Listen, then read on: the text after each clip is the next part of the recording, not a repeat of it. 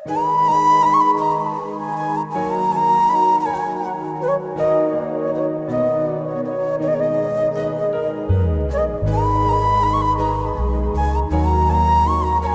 मेरी माताओं बहनों को क्रांतिकारी जय भीम। आप सभी ने यहाँ एक सबसे अलग हटकर एक परिवर्तन दिखाया। यहाँ से दूर से काफी उच्च विचारों की बात है और सराहनीय बात है। जैसा कि सभी हमारे मिशनरी साथियों ने बताया, बाबा साहब ने हमारे लिए क्या किया, गुरु रविदास जी ने हमारे लिए क्या किया, तो दो शब्द में गुरु रविदास जी की बातें कहूंगा कि हमारा गुरु रविदास धर्म, हमारे गुरु रविदास जी एक ऐसे संत थे जैसे कि बाबा साहब अम्बेडकर थे।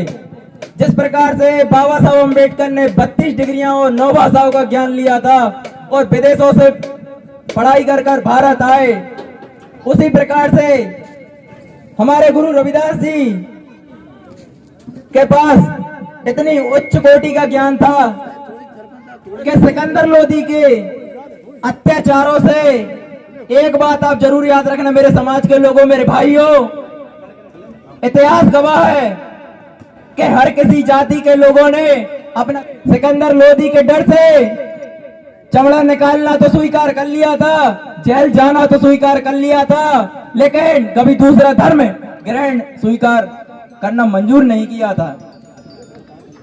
हमारे गुरु रविदास धर्म की बात की जाए, इतिहास उठा के देख लो आप, कभी चमार कौम, चमार वंश ने कभी कोई दूसरा धर्म ग्रहण नहीं किया। समय समय पर हमारे महापुरुषों ने जन्म लिया है और पाखंडवाद का विरोध किया है। हमें महापुरुषों को पढ़ना है पहले और फिर विरोध। आज बाबा साहब अम्बेडकर की जयंती विश्व के लगभग 195 देशों में से 192 देशों में मनाई जाती है। 192 से 93 देशों में मनाई जाती है। बाबा साहब अम्बेडकर ने जो शोषित, वंचित, पीड़ित, दलित, मुसलमान और जहां तक कि जिन लोगों ने बाबा साहब अम्बेडकर को कक्षा में बैठने दिया नहीं था, उन लोगों को भी बाबा साहब अम्बेडकर ने रिजर्वेशन देने का काम किया है। साथियों, डॉक्टर भीमराव अम्बेडकर हमारे लिए एक उगता हुआ सूरज थे।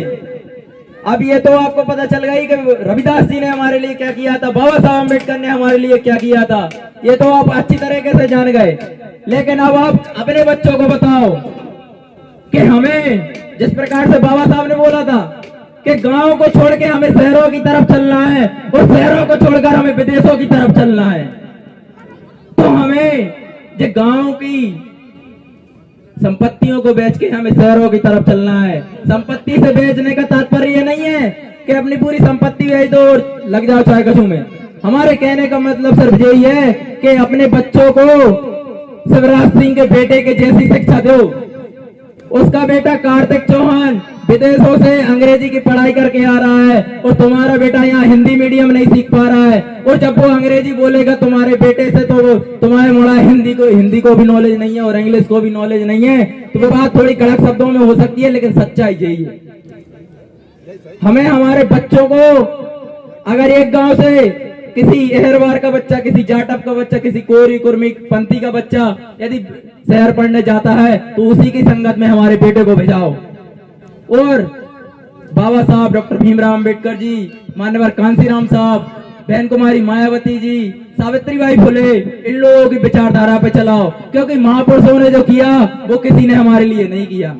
अगर आज भारत में संविधान ना होता तो जो बैठ के खाना खा रहे हैं, इनमें 2 जूता देकर भगा देते और कह देते तुम्हें यहाँ पे हक नहीं है यहाँ पे खाना खाने। बाबा साहब अम्बेडकर ने जो हमारे लिए किया वो एक बहुत बड़ी कुर्बानी थी। 4 जरा याद करो कि 4 बच्चों की कुर्बानी देकर बाबा साहब अम्बेडकर ने हमें टाई, कोट, बैच, बेल्ट आज जो हम पहन रहे हैं वो बाबा साहब अम्बेडकर की देन है। मैं एक बात और कहना चाहूंगा, आप अब सब चीज समझ गए चुके हैं कि बाबा साहब अम्बेडकर ने हमें क्या किया और रविदास जी ने क्या किया। अब आपको ये करना है कि अपने बच्चों को शहरों की तरफ भेजना है और अच्छे कॉलेज स्कूलों में एडमिशन दिलाना है। और इमरत तलवार जैसे धनी व्यक्ति, ईमानदारी व्यक्ति जो कि वकील है, और जहाँ पे और भी मिशनरी लोग बैठे हैं, कोई पटवारी बैठे हैं, कोई बालक दास भाई साहब जैसे सरकारी जॉब में हैं, और हमारे इमरत अंकल जी जैसे वकील है, तो इन लोगों से हमारे बच्चों के संपर्क कराओ कि हमारे बेटे को हम वकील कैसे बनाए, हमारे मनोज भाई साहब पटवारी, हमारे बच्चों को पटवारी कैसे बनाए। जब आप अपने बच्चों को पटवारी बनाएंगे, कलेक्टर बनाएंगे, इंजीनियर बनाएंगे, ऐसे लोगों की संगत में भेजेंगे, तो आपको किसी पटेल साहब के यहाँ कटोरा नहीं फैलाना पड़ेगा कि पटेल साहब मेरे बच्चे के लाने 500 रुपए दे दो कि 1000 रुपए दे दो। थोड़ी दो रोटी कम खा लो, लेकिन अपने बच्चों को जरूर पढ़ाओ। और कल को सरकारी नौकरी लग जाएगी तो वो भी तुम्हें शहर में बुला लेगा। और जब आप मजबूत हो जाओगे तो आप विदेशों के भी सपना देखने लगोगे। तो मेरी बात को यदि कोई थोड़ा बहुत बुरा लगा हो तो क्षमा चाहता हूँ। मेरा नाम अनिकेत अहरबार है, मैं गंजवासुदा का रहने वाला हूँ और वर्तमान में वकालत की पढ़ाई कर रहा हूँ, न्यायालय में बैठता हूँ। जय भीम, जय भारत, नमो बुद्धाय, जय संविधान, जय कांसी राम, बहुजन समाज जिंदाबाद। महाराज की ये सब काम किया।